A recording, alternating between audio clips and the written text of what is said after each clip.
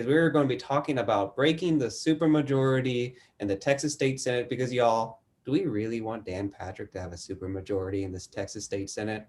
I certainly don't. And I know these fine folks don't either. So joining, we have Audrey, Jay, and Shadi. So let's go ahead and just do a quick round of introductions. Again, I'll start. My name's Clayton Tucker. I'm a Democrat running for the Texas Senate District 24 that runs from Abilene, the Clean Fort Hood metro area, 1% of Austin because gerrymandering, and the Kerrville Bandera area. And also for our live viewers, if you have any questions, throw it in the comments and we will keep an eye on them. So I'll pass the hat to Audrey.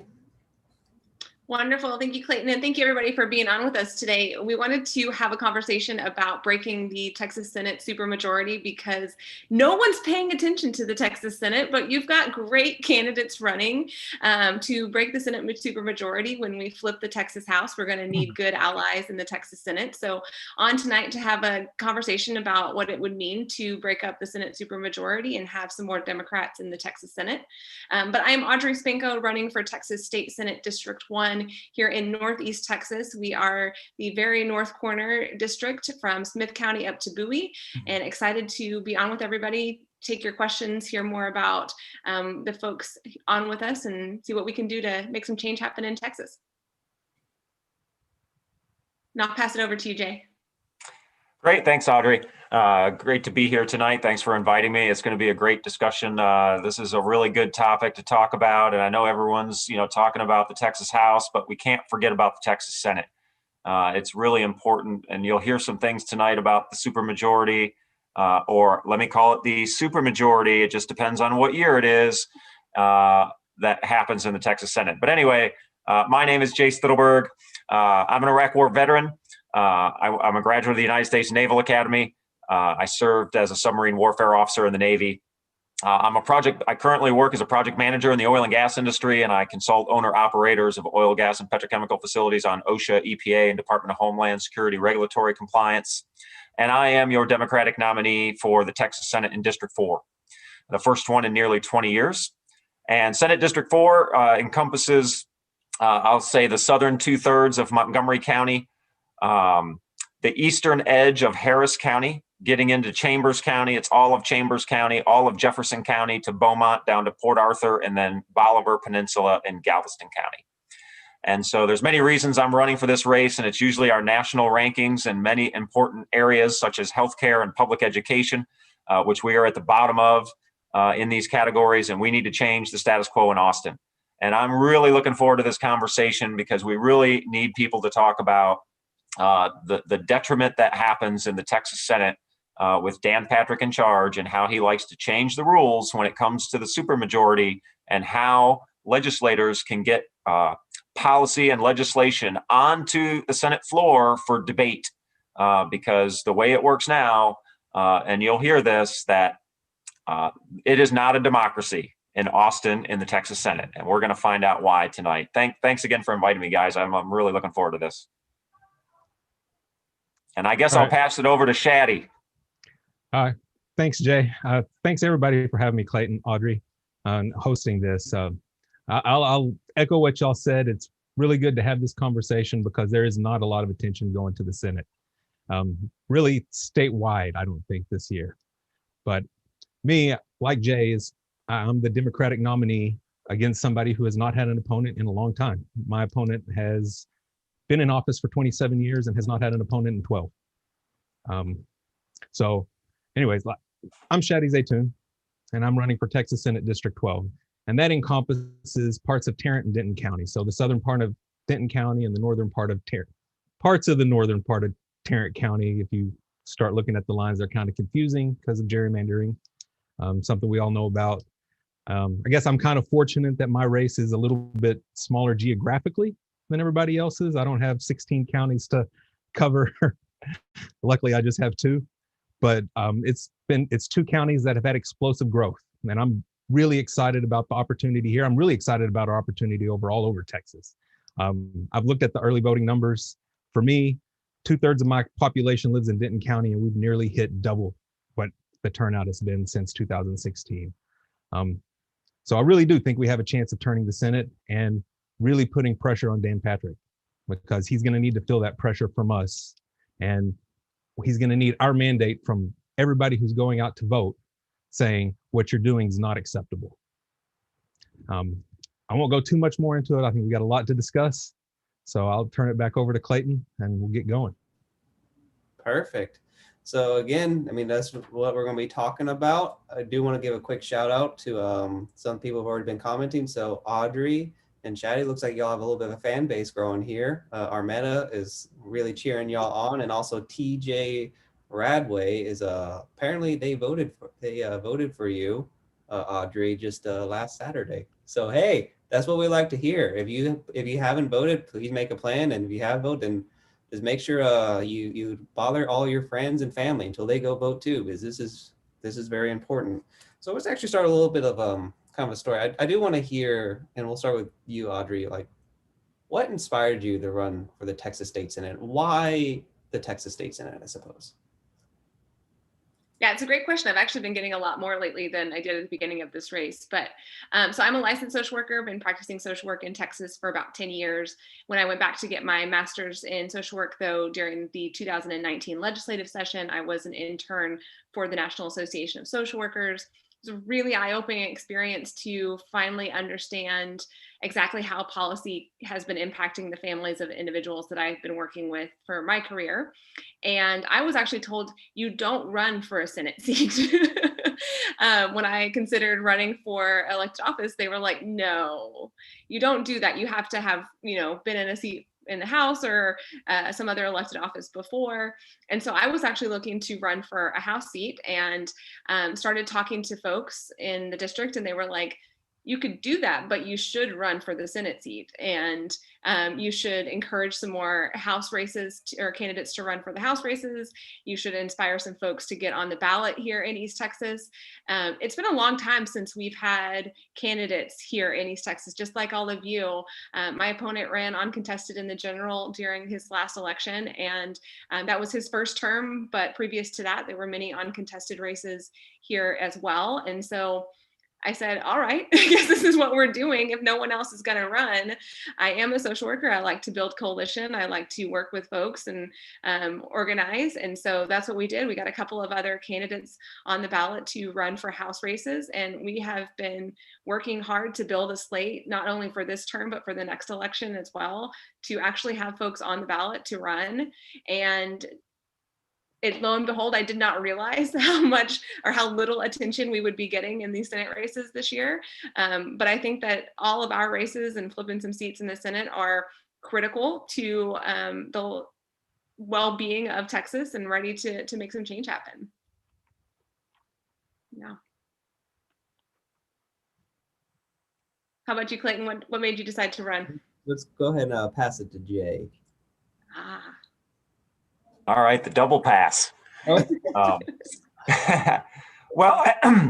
I can tell you, I served this country in uniform for over 15 years. And I knew when I got out of the service in 2006 that I was going to run for public office someday. I ran for county judge in Montgomery County in 2018. And it really was a rewarding experience in a very red county that hadn't had competition in 3 decades. And we built a lot of coalition and a lot of name recognition. And for this cycle, I was approached by some folks and asked what I wanted to do. And, they gave me some ideas, and I settled on this race because I think it's an important race. I think that, the Senate, I don't think gets enough attention anytime, quite frankly. I don't think a lot of people put attention on it, but really when I look at Texas as a whole, I've lived here for 13 years. And here is why I decided to run for this specific seat, because nationally, we rank in the bottom in public education. We rank near the top in property tax burden. We're number 1 in the country in the number of rural healthcare clinics and hospitals that have closed their doors. We're number 1 in the country in the number of uninsured Texans we have. We're dead last in funding for mental health access and care. And we have flooding event after flooding event in Texas, and yet we have no robust, aggressive flood or flood mitigation policy to speak of. They tend to tout a couple of things they did in 2019, which I think is totally backwards when it comes to flooding and how we're handling these issues in Texas. But that's why I ran. because I know that if we get people in there that are willing to have moral and political courage to do what's right and not do what just they need to do to get reelected, then we can make a lot of change for the good for Texans in Texas. We just need people to, spread the word and listen to our message. Because I think if people really understand what's going on and what the dynamics are and how, quite frankly, Texans are being hoodwinked into thinking everything is all right, I think, Texas is not going in the right direction. Everyone kind of looks at the economy and says, "Oh, look at the economy in Texas. It's great." Well, the economy in Texas is not bad. I'll grant you that. But when you look at everyday hardworking Texans and you look at how they're trying to expand their livelihood and their lives and improve their quality of life, the Texas legislature is not helping them. And until we elect people that are willing to do the right things for Texas and stop politicizing our public education and our healthcare, we're going to see vast improvements in the state of Texas. Also, Jay, looks like Leslie Buck has already voted for you. She just put that comment in there. Great. Thank you so much for voting, Leslie. All right, Shadi. So I'll kind of start off with the question, and that's for everybody watching. But have you felt represented by your senator lately? Because I haven't. And that's really one of the big reasons I'm running. I consider myself a normal guy. I still work a 9-to-5 job. I'm not rich to be able to take off and campaign full-time or anything like that. A little bit about me is my degree is in computer science and engineering from UT Arlington. And my career it's called a quality analyst, but when it comes down to it, I'm a problem solver. My company supplies parts to another company, and I'm the go-between who, when there's an issue, they come to me, both sides, and I have to find a way to bring everything together. But what I've seen lately when it comes to representation is we don't have two sides coming in trying to come to an agreement. We have one side that's paying our senators tons and tons of money to get their way. I looked up everybody on here's opponent. And when you look at everybody's opponent, the top donors to them are all PACs. Everybody is getting tons. I think everybody in here's opponent had at least $300,000, largely done by PAC money. My opponent, before I started, had $1.6 million in her coffers. So that doesn't strike me as something that's representing us. We do our thing by representing the people. We should be representing the people who vote us in, not the special interest. And I'll echo what Jay said about education too, because I know my opponent, she runs on a big education, she's the education senator, but she also votes for vouchers. She, has not been for the local control, and she votes for all the wrong things when it comes to education. And for me, education is a huge issue. When I was growing up, it was never an issue of, are you going to college? That was just the next logical step I was taught after you get out of high school. And it's another issue we need to work on, because right now, if you want to go to higher education, it's a risk. You have to hope that the career you choose is going to be one that's in demand by the time you're done. Otherwise, you're going to be left with $50, $100, $200,000 in student loans and no way to pay it back with what you thought was going to be a good career. So there's so many issues. I could keep going on and on. There's healthcare. We need to expand Medicaid. We're losing tens of billions of dollars. I've heard over $30 million in the last 10 years due to our lack of expanding Medicaid. And then the environment as well. Jay mentioned that we're having 100-year storms every 3 or 4 years, and it's not getting better. And we have to address the issues. We can't just paper over them. Mm-hmm. So really, it's all about representation and making sure we're representing the interest of Texans. And I'll pass it back to you, Clayton, and ask you, so why are you running? Yeah, you brought up that, I think this applies probably to all of us, but I don't think any of us are rich enough for my opponent, Don Buckingham, to care about any of us, unfortunately. So, I get asked 3 questions on the campaign trail quite often. Why are you running? Why are you a Democrat? And how old are you again? And I always tell folks, well, I'm 29 years old, or as I like to call the age LBJ was when he got started. I'm running, or I'm a Democrat, because my grandfather always used to tell me, Mr. C, you can do anything you set your mind to. I only ask you 2 things. Never become a politician. But if you do, make sure you're a Democrat. And I'm running because I think of my own family. We have a family farm in Nine Passes where we raise cows, goats, and bees and other things. And I see them work hard. I've seen them play by the rules. I see them do every single thing right, but they can't afford healthcare. They can't afford education. And there's so many other families just in that same predicament. And it's not okay. It doesn't have to be this way. We have to do better because, I mean, the system just isn't fully working for enough folks. And we have to make it work for people. And one of the ways we can do that is actually healthcare. So Medicaid expansion has definitely come up. And Audrey, I know you have a couple things to say about rural hospitals. So before we talk about Medicaid expansion and what that means, could you, Audrey, tell us a little bit about why, kind of on the why we should expand Medicaid? How will that affect hospitals in your district? Yeah, so we've had 4 rural hospitals close in our Senate district. That means we've got folks traveling 30 and 40 minutes to a hospital. We have, unfortunately, a number of folks passing away in ambulances because they can't get to a hospital quick enough.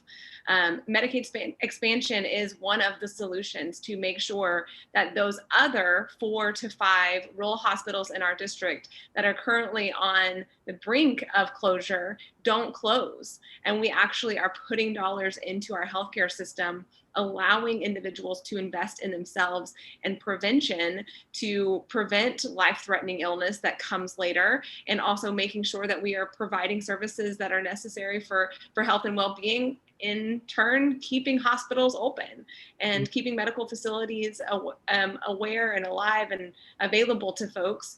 So Medicaid expansion brings dollars into regions. It brings dollars not just because there's this investment and people are paying from the national, we're pulling our fair share back from federal government, but because when you have healthcare, you are then able to invest in yourself and spend those dollars in facilities that many of us will become dependent upon and we will need sometime in our lives. And so Medicaid expansion is huge for our district and many of our rural areas, because right now we are disproportionately at risk, have a lower life expectancy than most areas.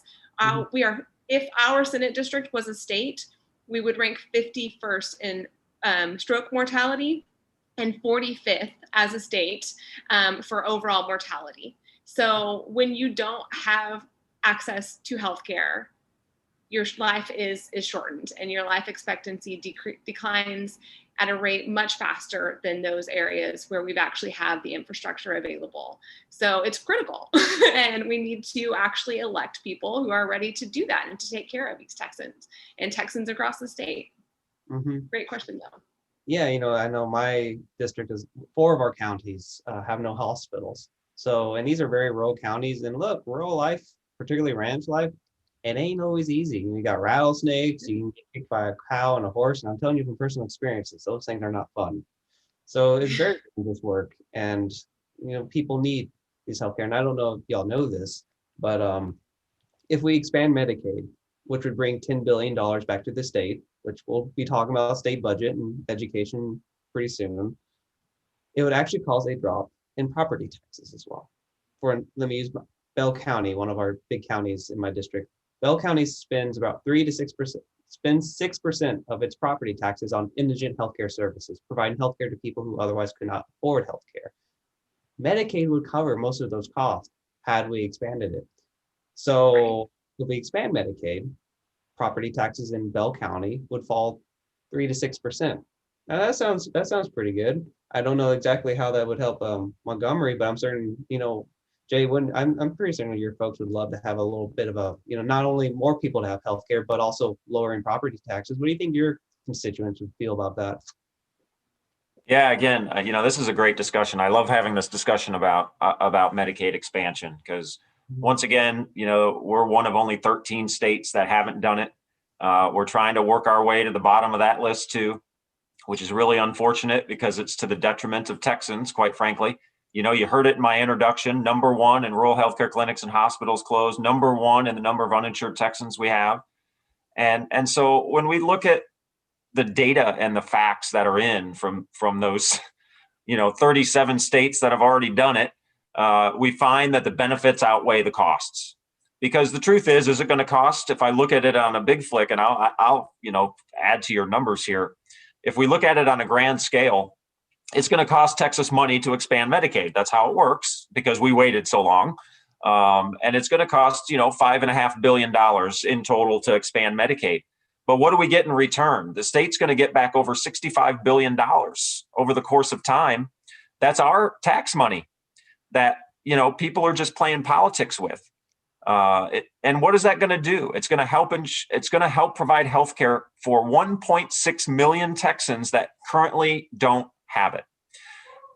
How can anyone argue with that? It's not the be all end all fix for our healthcare problems in Texas, but we have to start somewhere.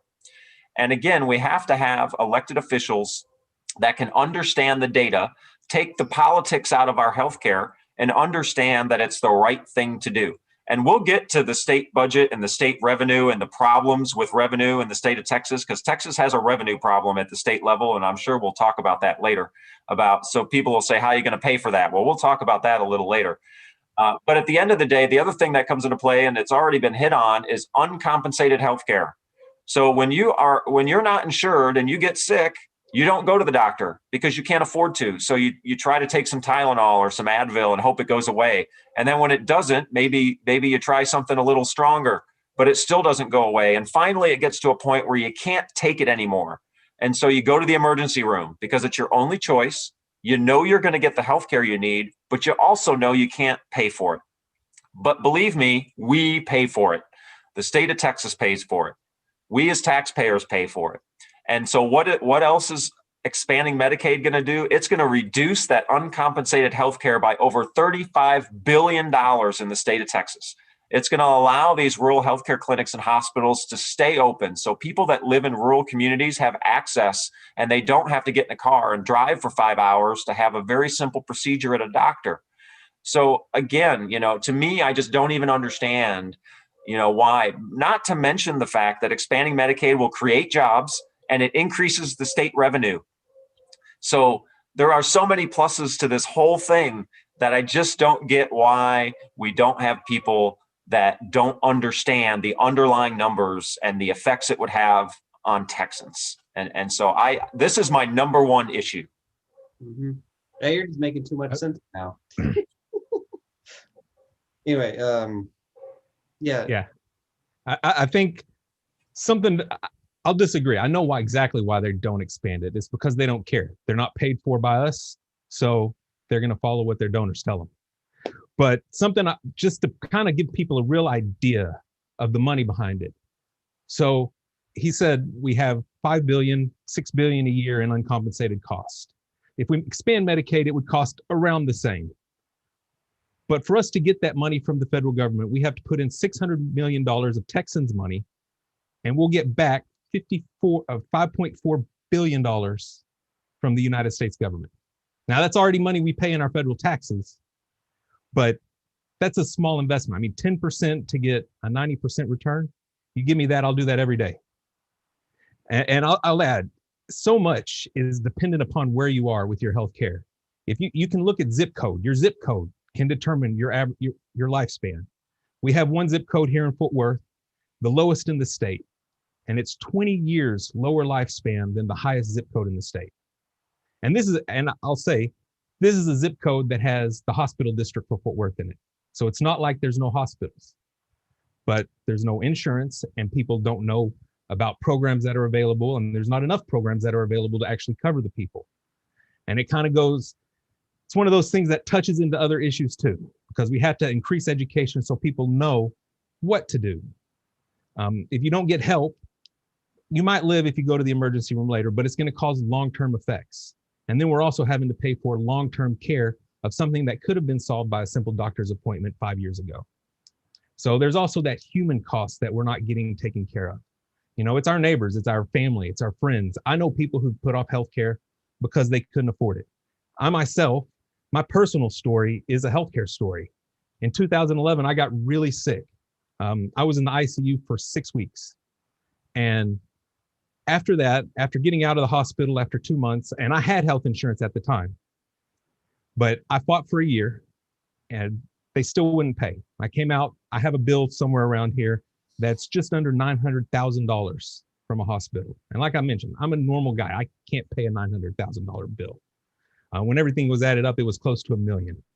And I had to declare bankruptcy in 2014 because of medical debt. And I'm nowhere near unique. That's the most common cause of bankruptcy in, I believe, the country. I know it is in Texas. So I'll agree with Jay that this is an incredibly important issue because it is so much about not just our health, but our family, our friends, our neighbors. And we all do better if our neighbor supports Trump, if they support Biden, if they support whoever, we all do better when our neighbors are doing better and when our neighbors are healthy. Oh, yeah. So it's really a community thing. And we have to make sure we're taking care of our community. And that includes doing our part in providing health insurance for those who don't necessarily have access. And I'll throw it back to you, Clayton. Well, thank you for sharing that story and for stepping up. And yeah, as a wise Texan once said, everyone does better when everyone does better. I lived in Taiwan for a little bit, and there I paid $25 a month for my health care. And after that, the most out of pocket of anything was $5, maybe 15. So we're all getting ripped off, unfortunately. And some of us a whole lot more than others. So and a real final quick wrap up question for healthcare. And this is a simple yes, no for everyone. What do you think can we pass Medicaid expansion if we don't take the Texas State Senate? So Jay, what do you think? Can we pass Medicaid expansion if we don't take the state Senate? No. Audrey, what do you think? No. Then Shaddy, what do you think? No, but maybe. So it seems the consensus is, and my answer too is no, that we have to take the Texas House. There's no debate there. But if we don't take the Texas State Senate, then, well, damn. And then, of course, in 2022, we'll come for Dan Patrick and Greg Abbott. But hey, one step at a time. So let's talk a little bit of, actually, let me quickly first read, we got a couple more comments. I want to make sure I reply to folks. James says, thank you all for stepping up and showing Texas what leadership should look like and sound like in all areas, rural and urban. Julie says, our medical stats speak for the priorities of the Texas Republican leadership. And Thomas, replying to Julie, says, those priorities equal we the people. I'm hoping that Thomas is referring to our priorities, because our priorities are simply just making sure everyone has, healthcare, that we can all live a dignified life. Speaking of living a dignified life, education is definitely a key part of that. Education is empowerment. So let's start with, let's shake things up a little bit instead of going in our typical order. Shaddy, how important do you think public education is? And do you think your opponent cares about public education? Well, I mean, between healthcare and education, those are my 1A, 1B, with environment 1C of issues, because it's really, how do you pick one that's more important than the other? They all lead into each other and are all vitally important to the future of Texas. But yeah, education is crucially important because we're only as strong as the people who live here.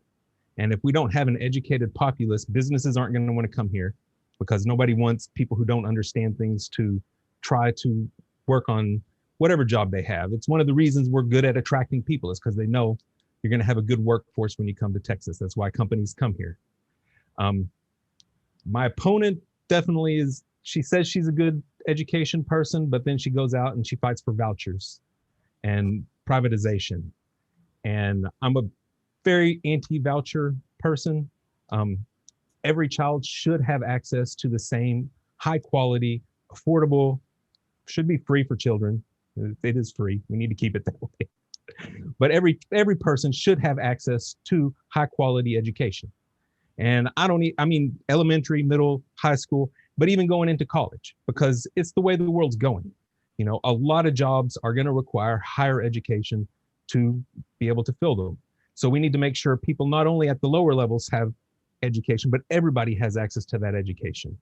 I'm a big proponent of making community colleges free for people who come from our high schools, and then adding in also trade programs there for those who don't necessarily want to go through normal traditional college. I know not everybody is the type of person who wants to go to college, but everybody's going to need skills to provide for themselves and their family. So it is crucially important that we follow education. And, we also need to there's so much to tackle with just in the education topic. I mean, we don't pay our teachers enough. And then even right now with the pandemic, the way we're treating our teachers is frankly quite disgusting to me.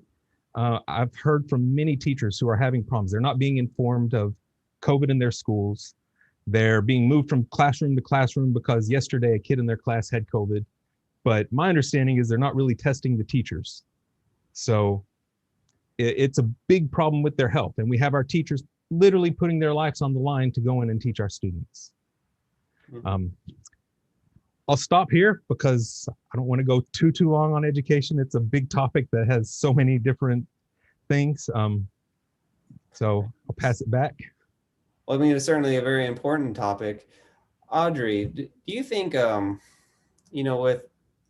you think Dan Patrick and your opponent is going to use COVID as an excuse to gut public school funding? And what should we do to make them not do that? No, 100% they will. My opponent, just like probably every other opponent of everyone here, loves to claim that he is for public education, loves to talk about how much he will support public education. He is, though, rated unfriendly by the Texans for Public Education. He has an F rating from Project Educo. He has voted against public education the majority of his votes. He voted no on almost every single amendment on HB 3. And no, they will not keep dollars in public education if there is any excuse or opportunity to say otherwise. And as I have been talking with friends, neighbors, family, a lot of folks have taken their children out of public education because of COVID. And they have either decided to educate at home or educate at a charter school or a private school where they can have smaller classrooms and have different regulations that don't fall on the state or from the state. And that's part of the problem. Is that when we saw a problem with the public education system and those that structured it, they said, instead of fixing this and restructuring this or putting the dollars back into public education, let's pull the dollars out of public education. So I think that that will be the same excuse again. They will claim that our public educators couldn't handle the stress of this pandemic, or our public schools didn't have the infrastructure to handle the stress of this pandemic. And there will be every excuse in the book to shift dollars from pub ed and take those dollars into various other deficits that we will see in the budget. Mm-hmm. But just like we've also just established, public education, you can't say is more important than any other issue, but it is just as important as every other issue. And putting the dollars into a system that educates every student, that is the only option available to every student in Texas, is critical. And I've had a lot of conversations with families who I understand and I sympathize with and I empathize with in a way that I know that you want the best for your child. I want the best for your child. We all want to make sure that you have the best and your kid has the best. But what happens when the child doesn't have a family member at home or a guardian at home who can advocate to pull them into different resources or different schools? They don't have the individuals available to complete an application to get into a certain district or to do all of that other work. You are harming then students and children in the state who may not have an advocate at home to fight for them. And so as an elected official, everyone is obligated to advocate then for every child, because we can't guarantee what any child has at home. And we can't put any kind of preference on one child over the other. And so, yeah, I get real animated about this because it makes me so angry that we have so many elected officials who keep lying to us, who will say that they are for our kids, that they are for Texans, and then they go and make votes that create discriminatory practices and take resources away from our public schools. It's absolutely outrageous. And yes, they will take the dollars from public education if we don't elect officials who actually want to work for public education. So how do we fix it? You elect Clayton Tucker, and you elect Shadi Zadoun, and you elect Jay, and you elect myself. You change who is in elected office. Mm-hmm. Yeah.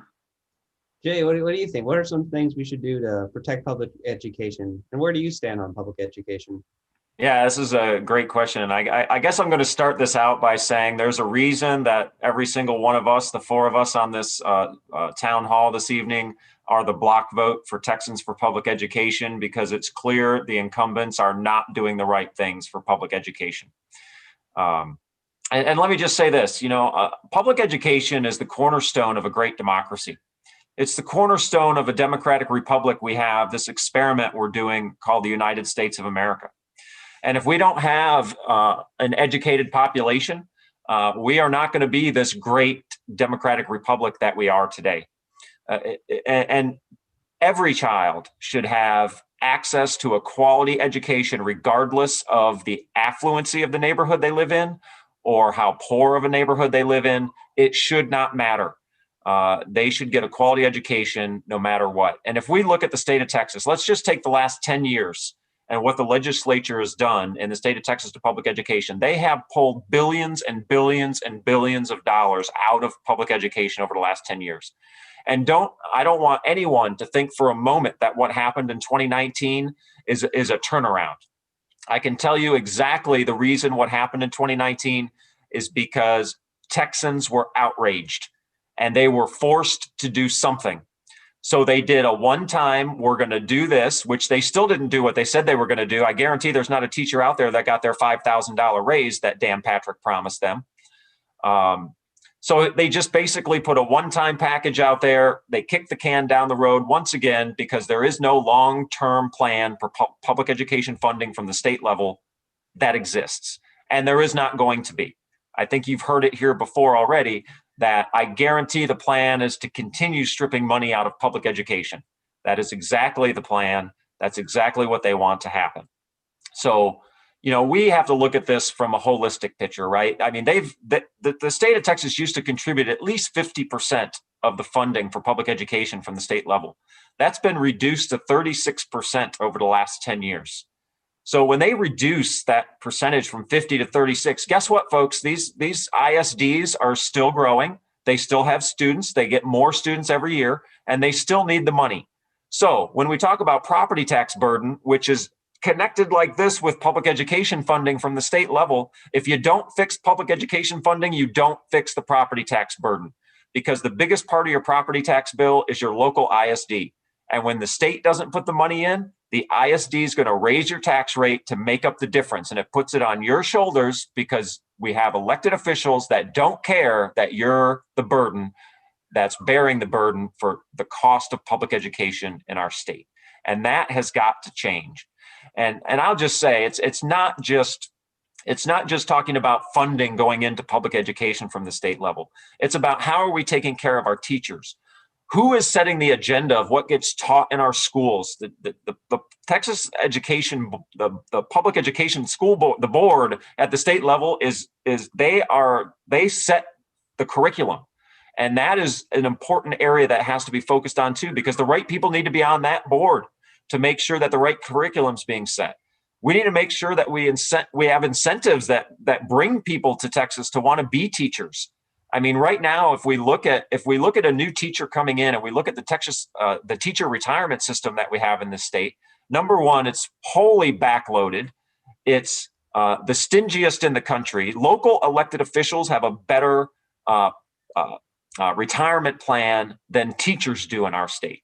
And what happens now? So we get where teachers get they work hard for 25 or 30 years, they retire, they get their pension, but 3/4 of their pension going to pay for their health care, and they're left with $300 in their pocket. So because they have to pay for this ridiculous health care that's outrageously priced. So we are failing. And not to mention teachers don't have a choice. They don't have Social Security, right?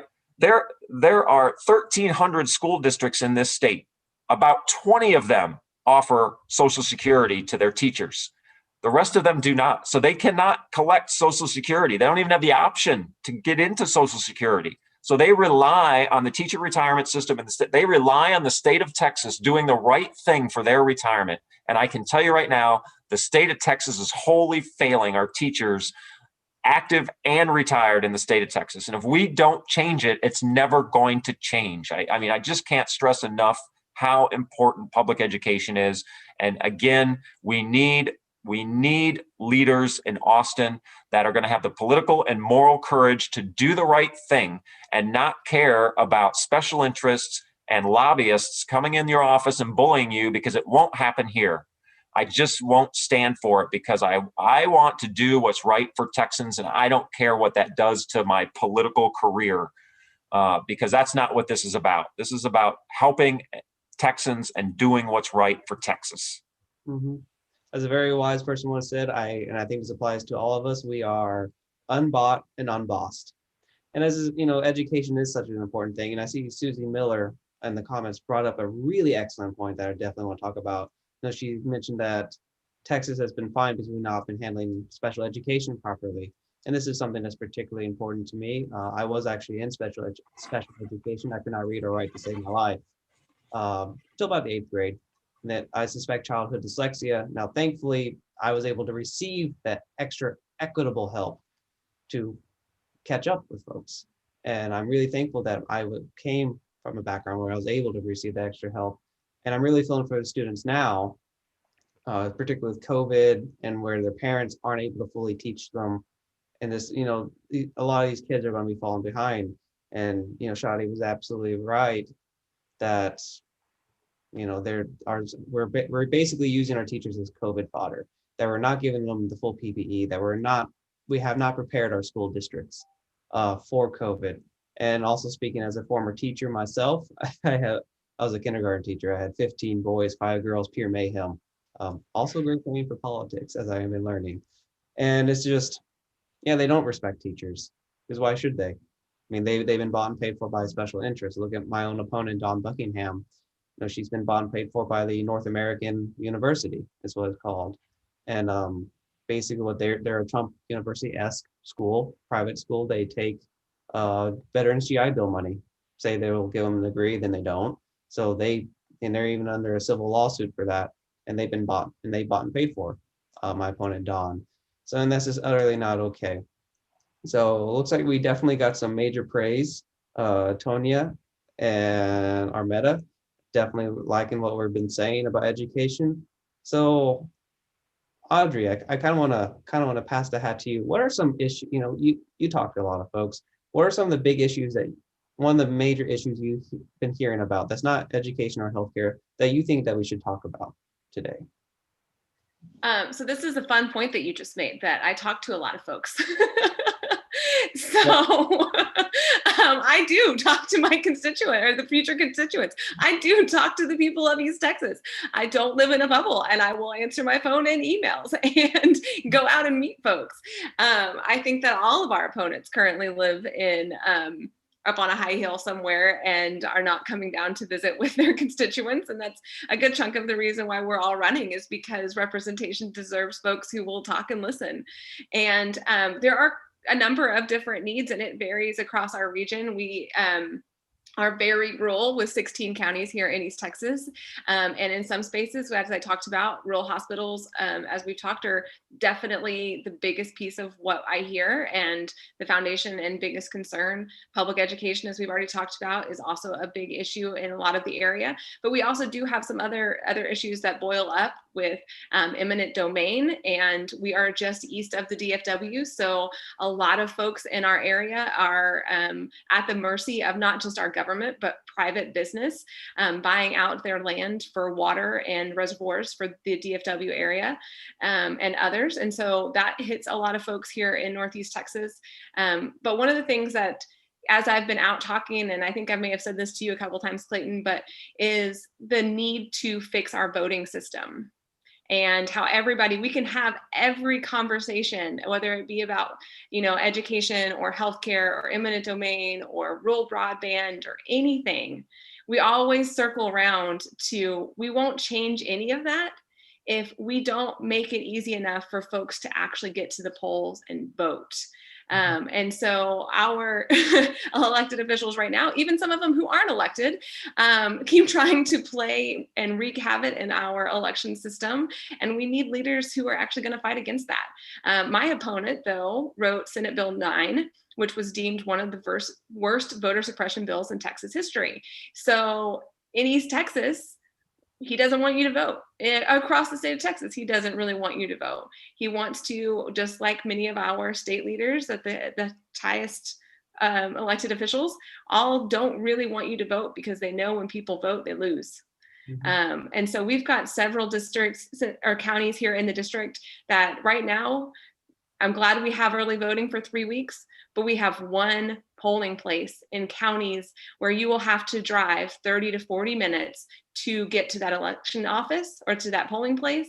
And it's not even extended hours. So we've got 8 to 5, Monday through Friday, in a location where you have to drive almost half an hour to 45 minutes to go vote. So I'm happy the times are extended, but that really doesn't give folks a whole lot of option. We spend a lot of time getting folks registered when we should be an opt-out state, and folks should just be registered to vote, and you can show up on election day and let your voices be heard. And then I'm sure we can go into this in further depth, but it's one of those things that if we don't have officials in there who actually value their constituents and value the voices, opinions, and thoughts of everyone living in their districts, it's never going to change. It's almost like believe in democracy. Exactly. We believe in democracy. We believe in people's voices. We believe that we need to make some change happen. But what else are you hearing about, Clayton, in your district? Oh, definitely hear a lot about eminent domain. One of the issues you brought up. We have the Kinder Morgan pipeline, which has been this basically a corporation using eminent domain to take ranchers' land and then spill in that land and then poison their water for their animals. So there's been quite a fuss going on, particularly in 2 of our counties, Blanco and Gillespie. A lot about actually justice reform, particularly the George Floyd Act and the Texas Fair Justice Act. Been hearing a whole lot about that, particularly after the murder of George Floyd, and also a lot about wind energy. So that's kind of what I'm hearing. So I'll pass the hat back to you, Audrey, unless you want to ask some other folks some of the questions. Yeah, let's go around the table. Let's go around the room. Jay, what else are you hearing about in your district? Because I know you're listening. Yeah. So in my district, I mean, again, the 2 topics we've talked about, really 3, if we throw property taxes in there. I mean, those are the top 3 I think we know most people are talking about. But I can tell you, at least in my district, 2 of the other issues that are prominent that I hear people talk about. One is flooding. Because I can tell you when Imelda came through, I mean, Imelda was basically a Senate District 4 storm. It followed the district, even as gerrymandered as it is. It followed it perfectly and flooded almost every area in Senate District 4. And infrastructure, and specifically, and I'll give a specific about the infrastructure issue. We have an infrastructure problem across Texas, don't get me wrong. But for those of you that ever gone to Bolivar Peninsula and you've actually gone on Highway 87, so you've gone from the Chambers County side, you take, I think, a 124 down, and then you hit the curve and you get on 87. And that curve, I mean, literally driving, your arm is about 6 feet from the Gulf of Mexico. And so you don't need a hurricane to make that road impassable. You just need a storm. And if we think about the people that live on Bolivar Peninsula, they have 2 ways to get in and out. One is the ferry to Galveston Island. The other is Highway 87. That's it. That's all they have. There's no other choices. And if it's high tide, the ferry is closed. If there's a storm and that curve, that road, Highway 87 gets inundated, it's impassable. And those people are trapped. And they've been asking for years to find a solution to fix that road so that they can have egress out if they ever need to, and not just because of a hurricane, because it doesn't take a hurricane to make that road impassable. So that's a specific example of some things I've heard as far as infrastructure goes. But flooding is obviously a big issue, and it's not just a big issue in Senate District 4. Obviously, it's a big issue across Texas and certainly in Southeast Texas. And my opponent touts, SB 7 that he passed in the 2019 legislative session, which created actually 2 different funds for flooding mitigation infrastructure, basically for programs. And the voters actually approved the flood infrastructure fund through a statewide vote last year in 2019 in November, which created a pot of $800 million for flood infrastructure projects. But this money is controlled by the Texas Water Development Board. It's not controlled by the legislature.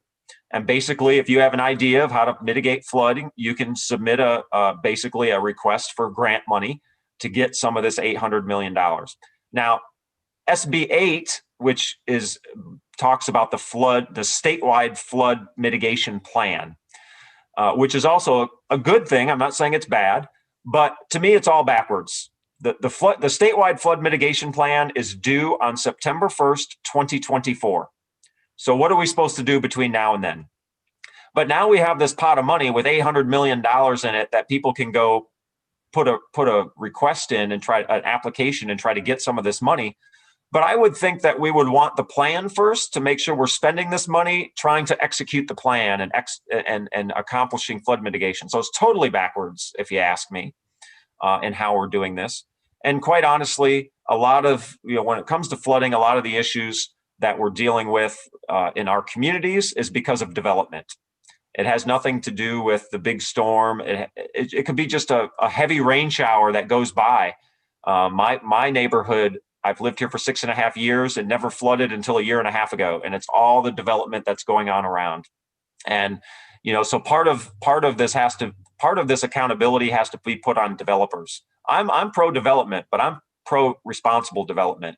And we need to make sure that when they get approved these permits to develop these pieces of land and remove hundreds, if not thousands of trees, that their plan of how they're going to retain water, hold water, and get rid of the water is actually viable and not inundating the communities around them. And oh, by the way, just so everyone knows, I'll throw this plug in. My opponent works for a developer, and a lot of his fundraising comes from developers. So do you really think he's ever going to support legislation that's going to hold the developer accountable when it comes to flooding? I think not. And I'll just throw this out, Audrey. You'll be happy to know that in early 2019, in April, I actually went to Austin and testified against SB 9 when it was in its House committee. So that's what I'm hearing in my neck of the woods. Awesome. Good work. Shadi, how about you? Well, I'll say it's very interesting to hear the differences in what we're hearing. I think y'all are a little bit more rural with y'all's area. And my district used to be really rural, but has had explosive growth for the last 10 years. So I think I'm starting to see more of the issues that people in the cities are seeing than the rural side. Because for me, a lot of the things I've been hearing about has been COVID. Whether you hate the masks or whether you think everybody should be wearing them, everybody has an opinion, but I hear a lot about that. And then there's also criminal justice. We had a case like 2 weeks ago in Wolf that was kind of highlighting the issue. I think that was during Trump's COVID, so it kind of got underplayed a little bit in the area. But for the people who are impacted, it's definitely something that needs to stay at the front of mind. I mean, for everybody, it needs to stay at the front because that's something that really makes a difference in our life. We have a lot of people who live under an unequal system of justice from the rest of us. If I get pulled over by a cop, I don't have to worry as much as my son has to worry about if he were to get pulled over. And that's not the way it should be. We should be in an equal society where everybody's treated the same. So criminal justice, and we can go a lot more than that because it's not just always color either. A lot of it can be financial. If you're rich, the system works for you. If you don't have the money, system doesn't work for you. I spoke with the Tarrant County candidate for Sheriff, Vance Keys, probably 3 weeks ago. And we had a good talk about cash bail being a big problem that is basically a punishment for being poor. People like me, I could commit a small crime. I could speed and not pay my ticket. But then when it comes time to take care of it, I'm able to write a check that some other people aren't. And then we have people who can't afford to write that little check that they need, so they have to sit in jail until their court date. And keep in mind, these are people who have not been convicted of anything. They're just being kept in jail because they want to make sure they show up to prison or to court. And we've seen in Houston where they have gotten mostly rid of cash bail for low-level offenses, if I'm understanding it right. and they haven't seen any difference really in the amount of people who show up for court. So it really shows that it's just basically a tax on being poor, which we have a lot of taxes on being poor, but I'll just focus on that one. And so criminal justice is a huge one. And then we're not even getting into things like civil forfeiture, where they can take your stuff without actually charging you with a crime. They charge your property as a crime, which is, it's still baffling to me how exactly that works. I mean, I get the way they justify it legally, but I feel like realistically that should not pass muster under the Fourth Amendment. I don't think I'm the only one who thinks that either. But then we're also talking about low-level drug offenses where we're putting people in jail for things like marijuana, which I've never seen a verified case of marijuana killing a single person. But yet they treat it the same as they treat something like heroin or any of these other class 1 drugs. So that's maybe a funding discussion we'll have to get into because I think that's its own topic. And then property tax is always another one that we always hear about. I think that one is universal wherever we're at. And that is something we can directly point to the legislature for because we're paying what they've refused to pay for, whether it's schools, whether it's helping our infrastructure, all of this, we're having to pay for that with our property taxes because the legislature is not willing to make businesses pay their fair share. I'm sure everybody here knows what the franchise tax rate is. For the highest people, it's 0.75%, which is ludicrous. I wish I could pay that in tax, if you know. So there's a bunch of more that we can go into, but I'll leave it with the property tax one so we don't get too into the weeds on that.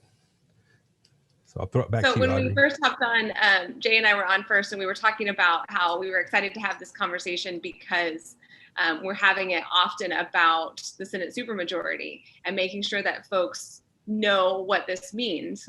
We are very close to flipping the Texas House.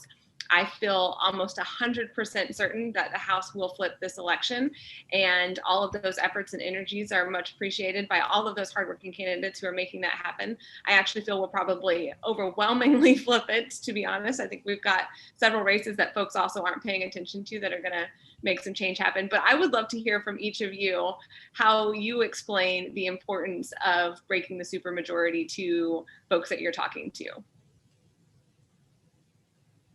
Want me to go first? Sure. Yeah, this is really a great question, right? Because we know what's going on in the Texas House. We know they have to flip 9 seats to take the Texas House. Maybe people don't know that we have to flip 4 seats to take the Senate. Because it's 19-12 right now. That's what the split is right now. So it takes 4 seats to flip it. And why is that important? Well, all these things we've talked about tonight are not going to come to fruition if we don't have the ability to have democracy and debate in the Senate in the state of Texas, which right now does not exist.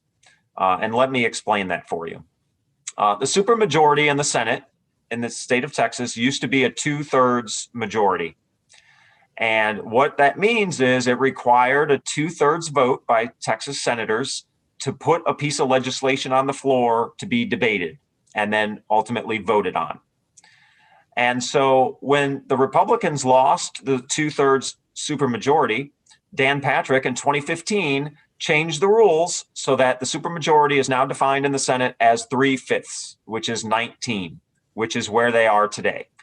And what that means is they do not have to work with their Democratic colleagues about any piece of legislation whatsoever, because they can either vote themselves to put it on the floor or vote themselves to make sure it doesn't get on the floor. So that doesn't sound like democracy to me. You don't just get to change the rules because they don't favor you. That is not how this is supposed to work. That is not fair to Texans, and it's certainly not fair to our legislative process. And I can also report that Dan Patrick earlier this year has already stated that if they lose 1 or 2 more seats this year, he will change it to a simple majority so that once again, they do not need to work with their Democratic colleagues to get any piece of legislation on the floor or stop any piece of legislation from even getting to the floor or being debated at all. Completely throwing our legislative process out the window just because it doesn't benefit them if they don't change the rules. So this isn't about a conversation of elections have consequences. This is a conversation about this is not how democracy is supposed to work.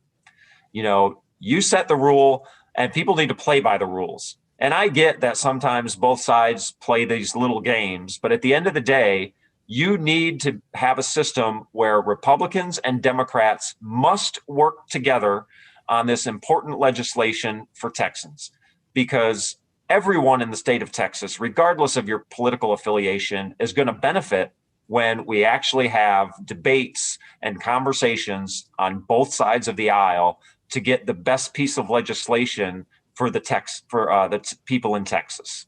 And that requires compromise. That requires talking to each other with civility. And that just absolutely doesn't happen today, which is something I preach every time I talk to people when I go around and talk to constituents, because, you know, we can't have this. And like I said, all these things are not going to change. And if we look at the last 10 years, I'm going to go back to the last 10 years again. Over the last 10 years in the state budget has mandated a cumulative 60% increase in all of our property taxes. And this has all happened under Republican control in the House and the Senate. And you can get it. I have it in writing from the budget that mandated over 60% tax increase on all of us over the last 10 years. So you tell me if democracy is working for you in the state of Texas, if we don't change the supermajority and how the Senate is run. I'm passionate about this topic, if you can't tell. I think we all became more passionate about it than we ever thought we would be once you realize the attention's not really focused on these Senate races. I love that. Shadi, do you have a pitch whenever you're out talking with voters?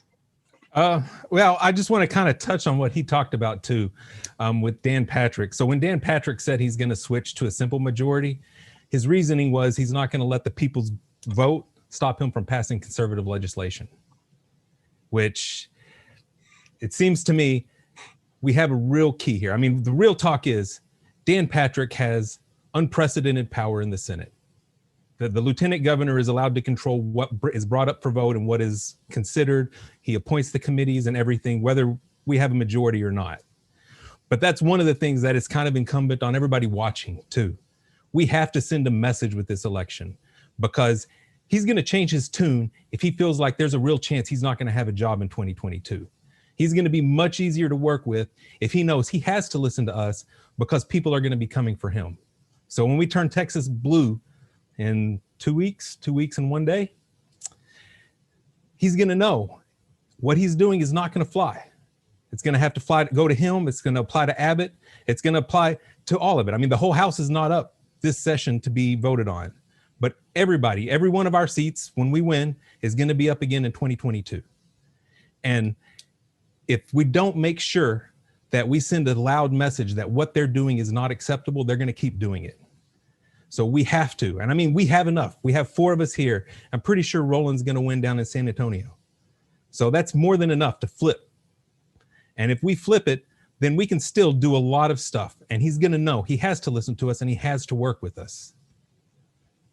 So it's really is crucial. And then we can also, any of those identity bills, bathroom bills, or anything like that, he won't be able to even get those discussions on the floor because we won't let him. And we'll be able to at least make sure people see that, hey, the things he's stalling are things that really affect their lives. So I think that's one of the big reasons. Yeah. Yes. We have to put him in check. And unfortunately, right now, he feels like he has too much power, and he does whenever we have a supermajority in the Senate. So yeah, it's too much. But Clayton, what else do you have any other points that you find are important? I mean, there's a lot of people who are, I talk to a lot of folks every single day, and a lot of them like, oh yeah, I'm going to be, voting Trump out. And I always have to remind them that's not enough. I mean, it's not enough just to change the top of the ticket. We have to change the entire slate, the entire ballot. We have to vote in every single seat. These local seats are so important. And, from the state seats like state senate, but also city councils and county commissioners, because chances are we will have a very real impact on people's lives. The more local, usually the more impact. So if you, whatever it is that you want, whether it's better healthcare or better education or a justice system that this works for people, that actually works, and that we can get rid of the injustices that are inherent in it right now, a lot of that starts local. Congress might not actually do everything we want it to do, but that's okay because we can do it ourselves. My grandfather would always tell me, it's not if you want something done right, do it yourself. It's because in truth, what it really is, if you want anything done at all, you really can't wait for others. You just need to do it. And that's what each of us here are doing. And that's also what each of our volunteers are doing. Each of our donors are doing. Every single person who goes out and vote, we are taking control of our shared destiny to make things better. And that does take a team, because one person alone can't change the world. But when there's a movement, when there's a group of folks like us and a group of folks like our volunteers and like everyone who supports us, that changes things. And that will make lives better for all. I love that. Yeah, we could actually make an impact. Mm-hmm. Short and sweet whenever I'm talking with folks about this, but if we don't flip at least a handful of seats in the Texas Senate, if we don't flip these seats, then every single thing that the House is working for, every single good bill, all of the energies and efforts that are going into those House, all the millions of dollars that have been invested in flipping those seats gets trampled on the Senate floor. They won't go up for a vote. They won't even make it past the front door of Dan Patrick's Senate chamber, because why would they? It squashes their ability to keep getting the donations and the dollars that they have from big corporations and their donors. It changes their lives, not necessarily any of the lives of their constituents for the good, but it changes what their day-to-day looks like. So you flip to the Texas House and you break up the Senate supermajority so that we can actually have some dialogue and some conversation around what's needed for Texas, and not just the wealthiest of us, but of all Texans. I think that's a great point. Perfect. So lots to think about, lots to work on. Do we want to go into how we get involved and how we make this happen? Sounds good. So yeah, you all can definitely learn a whole lot more about me at my website, tuckerfortexas.com. And we have all kinds of things going on. We have lit drops going on. We have phone banking going on.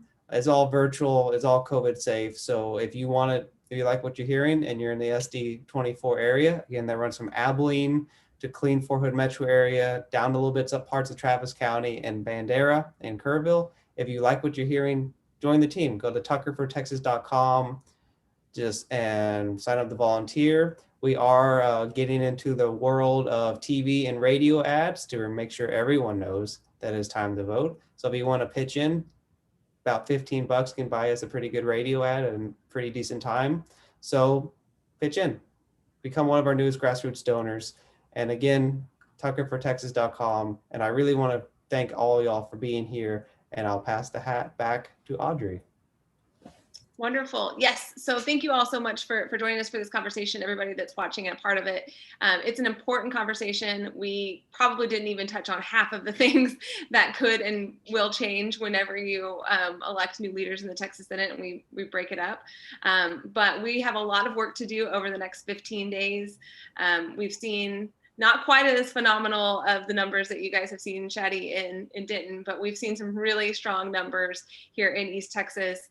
Most of the Senate district is already at 21, 22% of all registered voters coming out. So we're right there along with the state average of showing some really awesome numbers. We need to keep doubling it. We need to triple it. We need everyone to get out and vote. To do that, they're going to need some folks to remind them that for a first time in a very long time, they actually have candidates on their ballot. They have choices. It's not just ours uncontested. So we need help making phone calls. We need help texting folks. We need help writing postcards. We need help, like Clayton said, $15 will give you a pretty decent, in the rural areas, guys, I'm not sure about it in your metro spots, but $15 will give you a pretty decent radio ad. And so we'd love those donations as well. You can find links to volunteer, links to get involved, links to other events, and the donation link on my website, audreyspanko.com. And we've got a lot of work to do. So I would love to have everybody across the state band together around these Senate seats, just like we've seen folks get really energized for the House seats. Let's put that energy behind the Senate as well. It's just as important. And we need to make sure that we don't leave these seats on the table and not flipped, because we need them to make sure that the House candidates have some allies in the Senate and keep those good bills from going through. But I'll pass it off to you, Shadi. It helps if I'm on mute. Okay, so I'm going to echo what y'all said. I mean, it's really about getting people involved right now. It's making sure people go out and vote. So volunteer. Everybody here has phone banks. Everybody here has postcards, I'm sure. We all have about 1,000 ways you can help. But the key is you have to contact us and help us. And if not us, really, any local candidate is going to help. Help find your favorite local candidate and help them get elected. Because most people, if they go vote, they're going to vote for all of us. And it's really all about turnout, turnout, turnout, turnout. Money helps. I'm very jealous of y'all's radio rates. Ours are, I think when I looked, it was about $500 for one 30-second ad for me. So yeah, if people want to donate that, I'll be more than happy to put them out there. But I'll also add, make sure your friends and family go vote. You know, make sure your neighbors go vote. If you run into a stranger and you strike a conversation, ask them if they went and voted, because it really, democracy only works if people participate. So we need people making calls. We need people donating money so that we can help get our message out to as many people as possible. It's all about just getting in touch with voters. And I'll pass it on to Jay and let him give his plug now. Yeah, well, again, there's a common theme. Oh, of course, the phone's going to ring now, and it's not my cell phone; it's my house phone. Common theme going on. You know, what I want is for people to get engaged and involved. If you want to help the campaign, just get in touch with us. You can go to my website, jstittelberg.com. You can visit me on social media, Facebook, Twitter, Instagram, and you can message me. You can send me an email, get in touch with me. And there's plenty that we can always do. Most importantly, when you go vote, take 10 of your friends with you to vote. And make sure those 10 friends tell 10 of their friends to go vote, and they make sure they go vote. And when you do go vote, you can't stop at the top. You got to vote blue all the way through, because the most important races are at the bottom of that ticket, and you can't forget about them. And I know that it can be difficult sometimes, because some of those races at the bottom are your school boards, they're your mud boards, they're your improvement district boards. They're nonpartisan races, so they don't have a letter after their name. So I know you have to do some research, talk to your friends, make sure you talk to somebody to make sure you're voting for the right person. Don't just vote for a person because they're first on the list or their name sounds good. Make sure you're voting for the right reasons for somebody. And I can't stress that enough, because, you know, we can always use, I'm certainly asking for your vote and your support. And if you can afford to throw a few bucks my way, please do. Just go to my Act Blue. It's pretty easy. But at the end of the day, we have to get folks like you see on this panel today elected, because we need to move Texas forward, and we've got to stop fighting to be at the wrong end of national rankings in every category that's important to everyday Texans' lives. And that's exactly what we're doing by continuing to elect these officials, our opponents for sure, that do not support public education. They will not reduce your property taxes. They will not put a bathroom bill on the Senate floor to try to get it passed again. And if we want to see legislation that's actually going to help Texans, we need folks like Audrey, Clayton, Shady, and myself, or Shady, sorry. We need to get elected to help Texans and help move us in the right direction in these national rankings. Because, you know, it's not all about what you hear. It's about when you go look. If you think your representative or your senator in the state of Texas is doing a great job, please go look at their voting record. And if they say they're for public education, go look at their voting record for public education, because their voting record may not reflect what they tell you. And that's the only thing I can suggest is please do your homework and vote for candidates and judge us based on how we stand on these issues. And don't just dismiss us because you may not like a letter after our name. That's what I tell people, because, you know, we have a lot of great ideas, and all these ideas we have are backed up by facts and figures. So, you know, this was a great discussion. There's so much more we could talk about, because I know we didn't get to the state budget, which would have been a lot of fun to talk about. But this has really been a lot of fun. And this, if you're watching this on Facebook Live, share this video with all of your friends and make sure they can see it, because this was a great discussion. A great discussion all over the state of Texas too. So like, I know I've got friends in every single one of your districts who I'm going to be pushing to make sure, if they haven't already voted, to go out and vote. And here's more information about us. So I'm so excited that we were able to have this conversation, and we need to break up that supermajority. Oh yeah. And again, thank all y'all for joining us today. And for all viewers, thank you so much. It's been a great time. And remember, gotta go vote, and we'll see y'all around. Get out and vote. 15 days.